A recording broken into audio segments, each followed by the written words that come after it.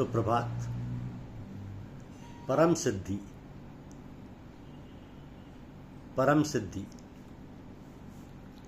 महात्मा लोग मुझे प्राप्त करके दुखालय अर्थात दुखों के घर और अशाश्वत अर्थात निरंतर बदलने वाले पुनर्जन्म को प्राप्त नहीं होते, क्योंकि वे परम सिद्धि को प्राप्त हो गए, अर्थात उनको परम प्रेम की प्राप्त हो गई।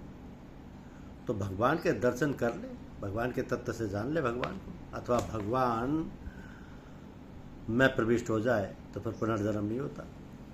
शरीर धारण करने में सुख नहीं है, दुखी दुखी, इसलिए पुनर्जन्म को दुखालय अर्थात दुखों का घर ही कहा गया है।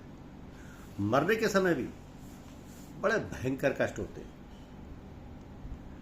ऐसे दुख कहाँ तक का है, उनका कोई अंत नहीं। पुनर्जन्म को अशाश्वत कहने का तात्पर्य है कि कोई भी पुनर्जन्म शरीर निरंतर नहीं रहता, उसमें हरदम परिवर्तन होता रहता है।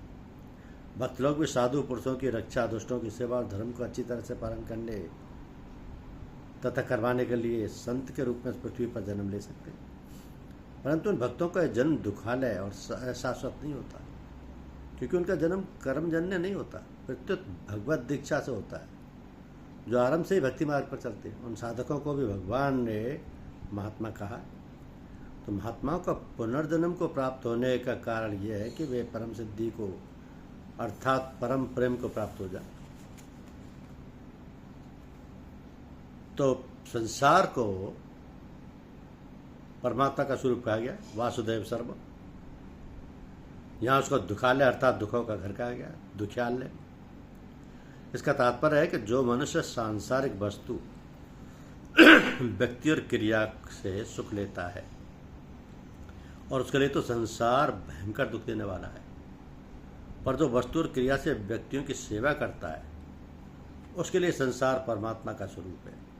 सुख की आशा, कामना और भोग महान दुखों के कारण है। सुख भोगने वाला दुख से कभी बच ही नहीं सकता, यह काट्य नियम है। इसलिए वस्तु, व्यक्ति और क्रिया से सुख लेना ही नहीं है। जिस क्षण सुख बुद्धि का त्याग है, उसी क्षण परमात्मा की प्राप्ति।